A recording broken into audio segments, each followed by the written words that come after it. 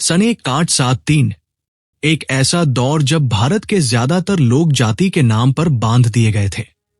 जहां एक तरफ मंदिरों के ऊंचे दरवाजे सिर्फ ब्राह्मणों के लिए खुले थे, वहीं दूसरी तरफ खेतों, खदानों और घरों में खून पसीना बहाने वाले शूद्र अतिशूद्र इंसान कम, गुलाम ज्यादा माने जाते थे। और ऐसे समय में एक आवाज उठती है, ठोस, सीधी और दिल को चीर देने वाली, हम गुलाम हैं और गुलामी का कारण ब्राह्मणवाद है। यह आवाज थी महात्मा ज्योतिराव फुले की। उन्होंने सिर्फ किताब नहीं लिखी, उन्होंने एक ललकार दी उस झूठी व्यवस्था को जो इंसानों को भगवान के नाम पर बांट रही थी। गुलामगिरी सिर्फ एक किताब नहीं, एक सवाल है। ऐसा क्यों है कि जिस देश में हजारों सालों से ज्ञान, धर्म और योग की बातें होती रहीं, वही कुछ लोग अपने ही भाइयों को अछूत मानते रहे। फुले ने यह किताब अमेरिका में गुलामी के खिलाफ लड़ने वालों को समर्पित की, क्योंकि उन्हें लगा कि भारत के शूद्र भी उसी तरह गुलाम हैं जैसे अमेरिका के अश्वेत लोग थे। एक बार की बात है, पुणे के पास एक गांव में 10 साल का बालक गोविंदा अपने बाबा से पुराणों की कहानियां सुन रहा था। बाबा ने कहा, बेटा, ब्राह्मण भगवान के मुख से पैदा हुए, क्षत्रिय बाहों से, वैश्य जंघा से और शूद्र पांव से। गोविंदा ने मासूमियत से पूछा, तो मैं पांव से पैदा हुआ, मतलब मैं भगवान का सबसे नीचे वाला हिस्सा हूं? बाबा चुप हो गए, पर गोविंदा का दिल अंदर से टूट चुका था। इसी तरह की कहानियां सदियों से दोहराई जाती रही। राम का जन्म, ब्राह्मणों का तप, शूद्रों की सेवा। फुले इन पुराणों को झूठ का पुलिंदा कहते हैं। उनके मुताबिक ये कहानियां इसलिए गढ़ी गई ताकि ब्राह्मण खुद को श्रेष्ठ और बाकियों को गुलाम साबित कर सके। अगर ईश्वर न्याय प्रिय है तो वो किसी को नीचा कैसे बना सकता है? क्या यह संभव है कि एक ही मानव जाति को ईश्वर ने टुकड़ों में बांट दिया हो? पुराणों का निर्माण उन्हीं लोगों ने किया जिन्होंने समाज को अपने फायदे के लिए बांटा। कहानी एक विधवा की है, सावित्री, जिसकी उम्र सिर्फ 24 साल थी। पति की मृत्यु के बाद गांव के ब्राह्मणों ने उसे कहा, अब तू अशुद्ध हो गई है, सिर मुंडवा ले, सफेद साड़ी पहन और जीवन भर उपवास कर। सावित्री रोई, चिल्लाई, क्यों? मैंने क्या अपराध किया है? लेकिन उसके आंसू धर्म के नाम पर बहा दिए गए। फुले पूछते हैं, क्या धर्म वो है जो इंसान को इंसान से अलग करे? क्या विधवा होना पाप है, या पाप वो समाज है जो उसे जिंदा लाश बना देता है? फुले धर्म के ढोंग को चुनौती देते हैं। उनके मुताबिक असली धर्म वो है जो बराबरी सिखाए, इंसानियत का पाठ पढ़ाए, ना कि किसी जाति को श्राप बना दे। फुले मानते हैं कि शूद्र असल में भारत के मूल निवासी थे। वे खेतों में मेहनत करते, जीवन जीते, प्रकृति की पूजा करते। फिर एक दिन उत्तर से कुछ लोग आए, आर्य। इन आर्यों ने युद्ध किया, जीत हासिल की और शूद्रों को गुलाम बना लिया। यही नहीं, उन्होंने धीरे धीरे एक चाल चली। उन्होंने एक ऐसी कहानी बुनी जिससे लोग खुद को नीच मानने लगे। ब्राह्मणों ने वेद लिखे, नियम बनाए और धीरे धीरे शूद्रों की चेतना को कुंद कर दिया। फुले कहते हैं, जब तक हम अपनी असल कहानी नहीं जानेंगे, हम अपनी गुलामी से बाहर नहीं निकल सकते। पुणे के एक गांव में रामू नाम का एक होशियार लड़का रहता था। उसका सपना था पढ़ लिख कर शिक्षक बनना। लेकिन जैसे ही वह गांव के पंडित के पास पढ़ने पहुंचा, पंडित ने पूछा, कौन जात के हो? रामू ने जवाब दिया, माली हूं। पंडित ने झाड़ू उठाई और चिल्लाया, अरे तू तो शूद्र है, शिक्षा तेरे लिए नहीं है, भाग यहां से। रामू की आंखों में आंसू थे और पंडित के शब्दों ने उसका सपना कुचल दिया। ज्योतिबा फुले पूछते हैं, जब शिक्षा सबका अधिकार है तो फिर जाति के आधार पर इसके दरवाजे क्यों बंद कर दिए गए?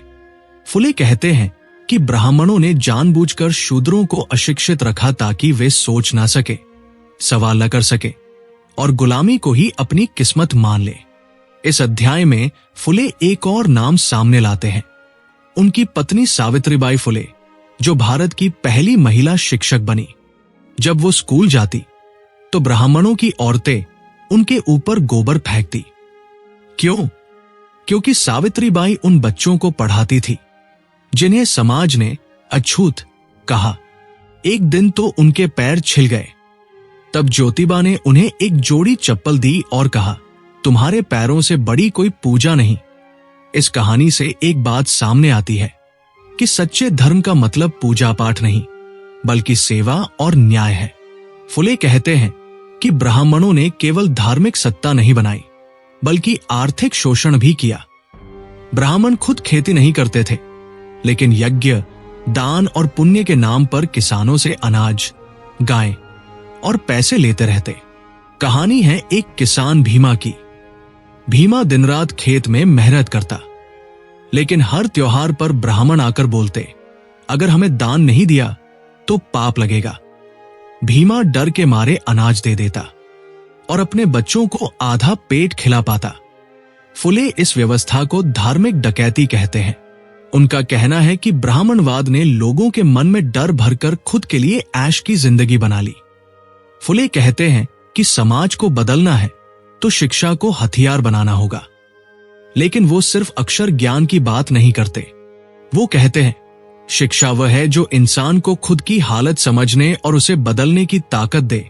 वे एक नए समाज की कल्पना करते हैं जहां लड़के और लड़कियां दोनों स्कूल जाए, जाति के आधार पर स्कूल न हो। शिक्षक बच्चों को सोचने और सवाल करने की आजादी देने काल्पनिक संवाद के जरिए फुले दिखाते हैं कि अगर शूद्रों की आत्मा बोल पाती तो वो क्या कहती। शूद्र, हे ईश्वर, तूने मुझे क्यों बनाया जब मुझे मंदिर में घुसने की इजाजत नहीं? तूने मुझे क्यों जन्म दिया जब मेरे लिए कोई शिक्षा नहीं? ईश्वर, मैंने सबको एक जैसा बनाया था। बेटा, ये भेदभाव इंसानों ने किया। फुले इस संवाद के माध्यम से ये दिखाते हैं कि ईश्वर की मर्जी नहीं, समाज की साजिश है जो शूद्रों को नीचा बनाती है। सन 1873 ज्योतिराव फुले ने वो कदम उठाया जो उस दौर में बगावत कहलाता था। उन्होंने एक नया संगठन बनाया, सत्य शोधक समाज। इस समाज का उद्देश्य सीधा था, सत्य की खोज करना, जातिवाद और ब्राह्मणवाद को चुनौती देना, शूद्रों, महिलाओं और दलितों को बराबरी का अधिकार दिलाना। इस समाज में कोई पुजारी नहीं था, कोई जात पात का नाम नहीं लिया जाता था।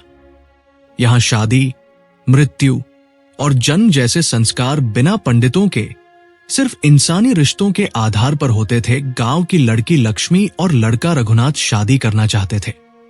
दोनों सत्य शोधक समाज से जुड़े थे, लेकिन ब्राह्मणों ने धमकी दी, पंडित के बिना शादी अपवित्र होगी। फुले खुद आए और बोले, पवित्रता दिल से होती है, जाति से नहीं।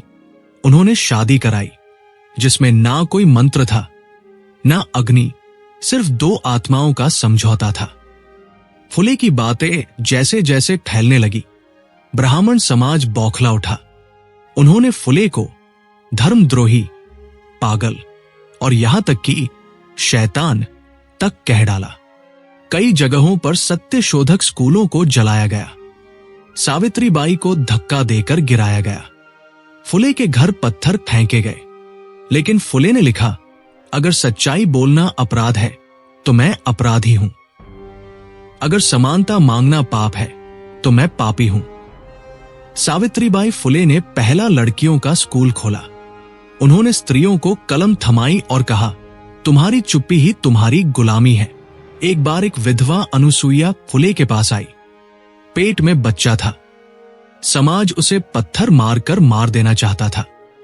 फुले ने उसे अपने घर में जगह दी और बच्चा पैदा होने पर उस बच्चे का नाम रखा यशवंतराव फुले और उसे गोद लिया। फुले लिखते हैं कि असली गुलामी वो है जो मन में बिठा दी गई हो। एक गुलाम जो अपने आप को गुलाम मानता है वो कभी आजाद नहीं हो सकता। इसलिए फुले ने लिखा, शूद्रों को ईश्वर की नहीं, आत्मसम्मान की जरूरत है। वे धर्म, वेद, पुराण और पाखंडों को चुनौती देते हुए कहते हैं, ये किताबें इंसानों की बनाई हुई हैं, ईश्वर की नहीं। इनमें सिर्फ ब्राह्मणों की महिमा है। शूद्रों की गुलामी इसलिए जरूरी है कि शूद्र अपनी सोच को आजाद करे। फुले कहते हैं कि अगर समाज को बदलना है तो 3 स्तंभों को हिलाना होगा, झूठा धर्म जो लोगों को डराकर दबाता है, जातिवादी शिक्षा और जो ज्ञान को सिर्फ कुछ लोगों की जागीर बना देती है, पाखंडी धार्मिक अनुष्ठान और जो मेहनतकशों को लूटते हैं, वे मांग करते हैं शूद्रों के लिए शिक्षा निशुल्क हो, मंदिर, कुएं, स्कूल सबके लिए खुले हो, शादी ब्याह जाति विहीन हो। ज्योतिराव फुले ने गुलामगिरी को सिर्फ एक किताब नहीं बल्कि एक चेतावनी की तरह लिखा। ये किताब उन्होंने अमेरिका के काले गुलामों की मुक्ति को समर्पित की। उन्होंने लिखा, जैसे अफ्रीका के गुलाम अमेरिका में आजाद हुए, वैसे ही भारत के शूद्र भी एक दिन ब्राह्मणवाद से आजाद होंगे। उन्होंने साफ शब्दों में कहा, ब्राह्मणों ने शूद्रों को धर्म, परंपरा और पाप पुण्य के नाम पर बांधा।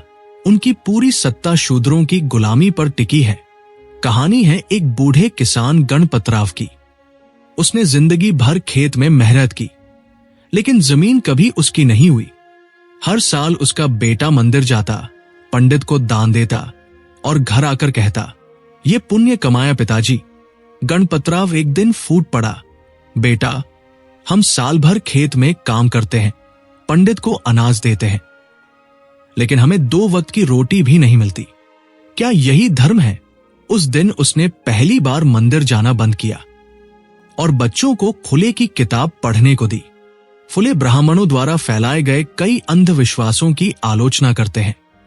ग्रह नक्षत्र देखकर शादी तय करना, जाति देखकर नामकरण करना, छुआछूत और पवित्रता के नाम पर पानी भी न देना। उन्होंने कहा, धर्म वो नहीं जो डरा दे, धर्म वो है जो न्याय दिलाए। उन्होंने लोगों से सवाल पूछने की अपील की, क्या ईश्वर ब्राह्मणों का ही है? क्या शिक्षा, पानी, मंदिर और जमीन पर सिर्फ उनकी हकदारी है? क्या कर्म और पुनर्जन्म सिर्फ शूद्रों के लिए सजा बनकर आए हैं? फुले कहते हैं कि जब तक शूद्र खुद को नीचा मानते रहेंगे, गुलामी बनी रहेगी। उन्होंने आत्मसम्मान की मशाल जलाई। तुम गुलाम नहीं पैदा हुए, तुम्हें गुलाम बनाया गया है। उन्होंने अपने विचारों से कई लोगों को झकझोरा, जैसे शाहू महाराज, डॉ. अंबेडकर और आने वाले हर आंदोलन को। काल्पनिक संवाद में फुले एक शूद्र युवक से कहते हैं, फुले, क्यों झुकते हो तू हर बार? क्यों दान पुण्य के नाम पर लुटता है तू? युवक, क्योंकि पंडित कहता है नहीं दिया तो नरक मिलेगा। फुले, तो मैं कहता हूं, पढ़, सोच, समझ, तेरे लिए कोई नरक नहीं। अगर है तो बस ये गुलाम जिंदगी। फुले ने लिखा, मैं न भविष्यवक्ता हूं न संत, मैं सिर्फ इतना जानता हूं कि एक दिन न्याय जरूर आएगा। उन्होंने कहा कि ये किताब पढ़कर अगर एक भी शूद्र जाग गया तो उनकी मेहनत सफल होगी। आज जब हम जातिवाद, भेदभाव और सामाजिक अन्याय के मुद्दों से जूझ रहे हैं, गुलामगिरी की गूंज फिर से सुनाई देती है। क्या आज भी स्कूल, मंदिर और समाज में समानता है? क्या दलितों को पूरा अधिकार मिला है? क्या महिलाएं अब पूरी तरह स्वतंत्र हैं? अगर नहीं, तो फुले की बात आज भी उतनी ही जरूरी है। अब वक्त है उठ खड़े होने का। गुलामी सिर्फ जंजीर में नहीं होती, वो सोच में होती है। आज जरूरत है हर इंसान को बराबरी से देखने की, जात पात से ऊपर उठने की, शिक्षा को हथियार बनाकर बदलाव लाने की। ज्योतिराव फुले की ये किताब हमें सिर्फ इतिहास नहीं सिखाती, ये हमें बताती है कि सत्ता वही है जो बराबरी से बंटे।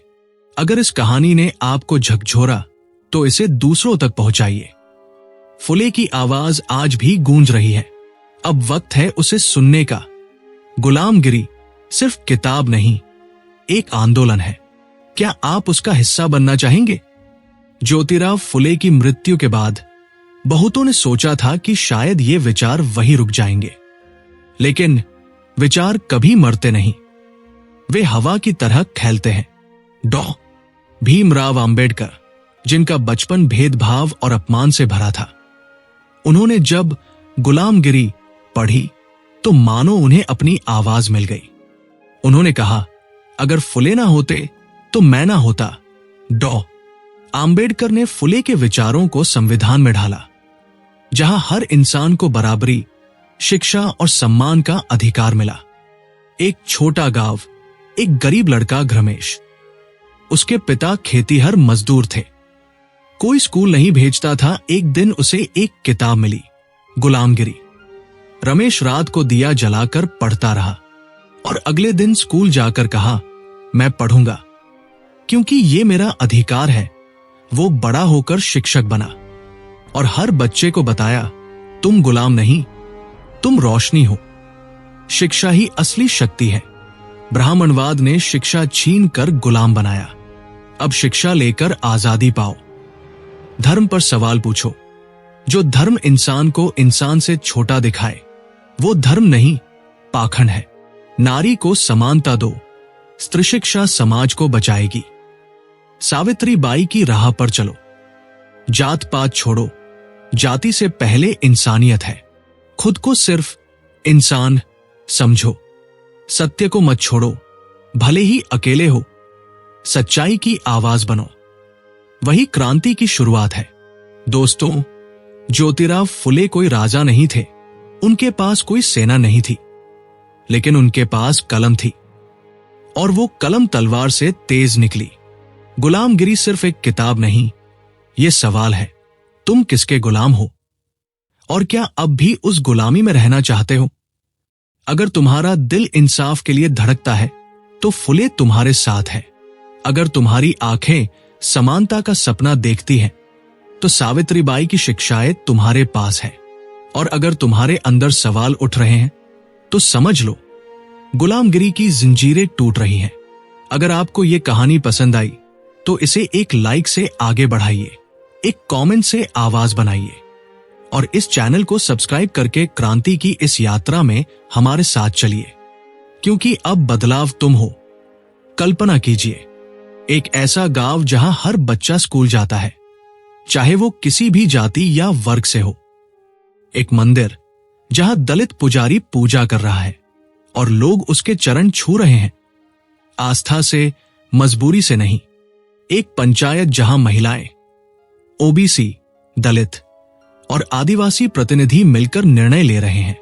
यह दृश्य भविष्य का नहीं, संभावना का है और इसकी नींव 1873 में गुलामगिरी ने रखी थी।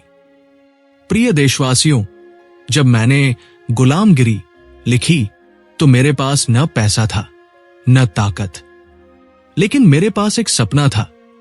एक ऐसा भारत जहां इंसान को उसकी जाति नहीं, उसकी इंसानियत से आका जाए। मैं जानता हूं यह राह कठिन है, लेकिन तुम अकेले नहीं हो। हर सवाल तुम्हारे साथ है, हर किताब तुम्हारी हथियार है और हर अन्याय तुम्हारे खिलाफ साक्षी है। उठो, बोलो, बदलो। कितनी बार हम सोचते हैं हम क्या कर सकते हैं, पर इतिहास ने दिखाया है एक आदमी भी बदलाव ला सकता है। अगर फुले अकेले खड़े होकर ब्राह्मणवाद की जड़ें हिला सकते हैं तो हम सब मिलकर एक नया भारत क्यों नहीं बना सकते? क्या आपने कभी किसी को मंदिर के बाहर रोका हुआ देखा है? क्या आपने स्कूल में जाति के आधार पर भेदभाव देखा है? क्या कभी किसी महिला को बोलने से रोका गया है सिर्फ इसलिए कि वो नीची जाति की है? अगर हाँ, तो याद रखिए, गुलामी अभी जिंदा है और जब तक वो जिंदा है, गुलामगिरी की आवाज उठती रहेगी। अगर आपने इस वीडियो को यहां तक देखा है तो इसका मतलब है कि आपके अंदर भी बदलाव की चिंगारी है। इसे शेयर कीजिए ताकि हर गांव, हर गली और हर दिल तक फुले की ये पुकार पहुंचे। कमेंट करके बताइए आपके लिए आजादी का असली मतलब क्या है।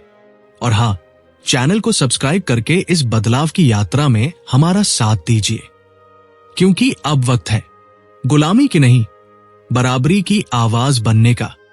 कुछ किताबें सिर्फ पन्नों में नहीं बसती, वो लोगों के दिलों में जलती मशाल बन जाती है। गुलामगिरी भी वैसी ही एक किताब है, एक मशाल जो अंधेरे से लड़ना सिखाती है। अगर ज्योतिबा फुले आज जिंदा होते तो क्या करते? शायद वे उसी तरह दलित बच्चों के लिए स्कूल खोलते। शायद वे सोशल मीडिया पर ब्राह्मणवाद की पोल खोलते, या फिर गरीब मजदूरों के साथ सड़क पर बैठ जाते, नारे लगाते, जात नहीं, इंसान चाहिए, गुलामी नहीं, समानता चाहिए। लेकिन सच्चाई यह है कि फुले आज भी हमारे बीच है, कभी एक शिक्षक के रूप में, कभी एक बच्ची के रूप में जो स्कूल में पहली बार जाती है। क्या आज भी ब्राह्मणवाद जीवित है?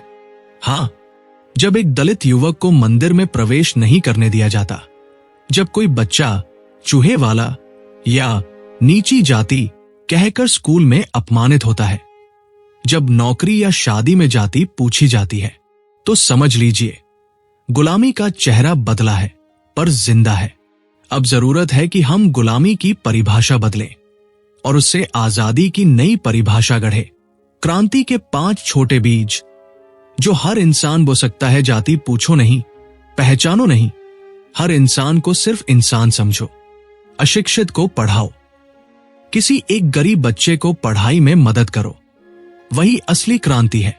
औरतों को बराबरी दो, बहन, मां, पत्नी, उन्हें बोलने, निर्णय लेने और आगे बढ़ने दो। संविधान पढ़ो, समझो, साझा करो। डॉ. आंबेडकर का संविधान सिर्फ किताब नहीं, वो शस्त्र है अन्याय के खिलाफ। सोशल मीडिया का सही इस्तेमाल करो, नफरत नहीं, बदलाव की बात फैलाओ। तुम्हें दुनिया बदलनी है, क्रांति करना है, कुछ बड़ा करना है, तो शुरू करो अपने घर से, अपनी सोच से, अपने बच्चों को पढ़ाने से। क्योंकि असली गुलामगिरी दिमाग की होती है और असली आजादी सोच की। अगर इस वीडियो ने आपके दिल को छुआ तो इसे ऐसे ही मत छोड़ो, इसे शेयर करो ताकि और लोग भी गुलामगिरी की असलियत जान सके। कमेंट में लिखो, मैं आजाद हूं क्योंकि, या मैं अब गुलामी के खिलाफ बोलूंगा। और सब्सक्राइब करना मत भूलो, क्योंकि यहां सिर्फ बात नहीं होती, बदलाव की शुरुआत होती है। अंतिम शब्द, क्रांति कभी खत्म नहीं होती। फुले ने जो आग लगाई वो किताबों से निकलकर दिलों में पहुंची। वो आग अब तुम्हारे भीतर है, सवाल पूछने की, सच बोलने की और इंसानियत के लिए लड़ने की। गुलामगिरी सिर्फ अतीत की कहानी नहीं, वो तुम्हारे आज का आईना है और उस आईने में अब तुम्हारा चेहरा दिखना चाहिए। जय फुले, जय बहुजन, जय संविधान। एक आखिरी कल्पना, एक नई सुबह कल्पना करो। एक बच्चा जिसके मां बाप खेतों में मजदूरी करते हैं, वो पहली बार स्कूल जा रहा है। हाथ में किताब है, किताब के पहले पन्ने पर लिखा है, तुम किसी जाति के नहीं, तुम सिर्फ इंसान हो। उस बच्चे की आंखों में डर नहीं, सपना है।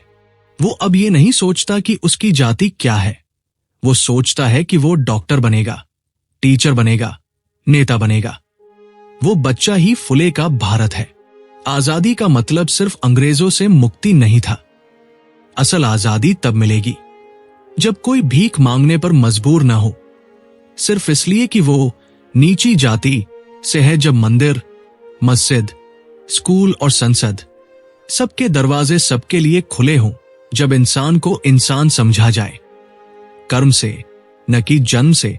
जब तक एक भी बच्चा जात पात में जकड़ा है, तब तक गुलामगिरी जारी है। फुले के शब्दों में आज के लिए संदेश, यदि तुम चुप रहोगे तो तुम्हारे बच्चों को भी गुलामी विरासत में मिलेगी, और अगर आज बोलोगे तो आने वाली पीढ़ियों को आजादी मिलेगी, सोचने की, जीने की, बनने की। तुम्हारे भीतर भी एक ज्योतिराव है, तुम्हारे सवालों में वो आग है, तुम्हारे सपनों में वो क्रांति है। गुलामगिरी एक किताब नहीं, तुम्हारी आत्मा का आईना है। उसे पढ़ो, समझो और सबसे जरूरी, उस पर चलो। तुम्हारे भीतर जो इंसान बैठा है वही असली फुले है, और वो फुले तब तक जिंदा रहेगा जब तक तुम अन्याय के खिलाफ खड़े रहोगे। जाति के नाम पर जो विभाजन है वो इंसानियत का सबसे बड़ा अपमान है। शिक्षा ही वह मशाल है जो अंधकार को दूर करती है। जब तक औरतें आजाद नहीं होंगी, समाज की गुलामी पूरी नहीं मिटेगी। धर्म नहीं, कर्म इंसान को महान बनाता है। गुलामी की जंजीरें सिर्फ बाहरी नहीं होती, वो तब तक आती है जब तक दिमाग गुलाम रहता है। क्या आप कभी खुद को जाति या वर्ग के कारण सीमित महसूस करते हैं? क्यों? आपके आसपास क्या कोई ऐसा उदाहरण है जहां किसी को जाति के कारण भेदभाव झेलना पड़ा हो? शिक्षा को आप अपने जीवन में कितनी अहमियत देते हैं? क्या आपके विचार में जाति व्यवस्था का प्रभाव अभी भी हमारे समाज में है? कैसे? आप क्या बदलाव लाना चाहते हैं अपने परिवार, समाज या देश में? इस वीडियो को देखकर सोचे कि मैं क्या कर सकता हूं, और अपने अनुभव, विचार यहां कमेंट करें। आइए एक दूसरे से सीखें, एक दूसरे का सहारा बने और मिलकर बनाएं एक ऐसा समाज जहां हर इंसान को बराबरी और सम्मान मिले। दोस्तों, ज्योतिराव फुले ने अपनी जिंदगी इसलिए समर्पित कर दी कि हर वो गुलामी मिटाई जाए जो हमें अंदर से तोड़ती है। उन्होंने दिखाया कि शिक्षा, सोच और आवाज ही हमारी असली ताकत है। आज जब आप ये वीडियो देख रहे हैं तो समझिए कि आप भी उस बदलाव के भागीदार हैं। गुलामगिरी खत्म होगी तभी जब हर एक इंसान अपनी जंजीरें खुद तोड़ेगा। उठिए, जागिए और बदलाव लाइए। फुले ने हमें रास्ता दिखाया। अब ये हमारे हाथ में है कि हम उस रास्ते पर चलें या न चलें। तुम्हारी आजादी तुम्हारे हाथ में है। जीरो को तोड़ो, नई कहानी लिखो। अगर आपको यह वीडियो पसंद आया हो तो इसे जरूर लाइक और शेयर करें। कमेंट में बताएं आपकी सोच में सबसे बड़ा बदलाव क्या आया, और हमारे चैनल को सब्सक्राइब करना न भूलें ताकि ऐसे और गहन विषयों पर हम चर्चा कर सकें। याद रखें, बदलाव की शुरुआत एक आवाज से होती है। आपकी आवाज, चाहे वो एक सोशल मीडिया पोस्ट हो, एक छोटे से भाषण का हिस्सा हो या अपने समुदाय में कोई पहल हो, बड़ी ताकत रखती है। एक दिन ऐसा आएगा जब जाति के नाम पर भेदभाव खत्म हो जाएगा, जब हर बच्चा बिना डर के स्कूल जाएगा, जब हर औरत बिना किसी डर के घर से बाहर निकलेगी, और जब हर इंसान बिना किसी जंजीर के अपनी मंजिल की ओर बढ़ेगा। यह सपना सच होगा। बस जरूरत है हम सबके दिलों में फुले की उस आग को जलाए रखने की। दोस्तों, इस वीडियो का मकसद केवल आपको गुलामगिरी के बारे में बताना नहीं है। हम चाहते हैं कि आप इस ज्ञान को अपने जीवन में उतारें और हर जगह जहां जरूरत हो वहां न्याय के लिए खड़े हों। हम फिर मिलेंगे एक नई कहानी के साथ, एक नई प्रेरणा के साथ। तब तक खुद को और समाज को बदलने की इस यात्रा में आगे बढ़ते रहें।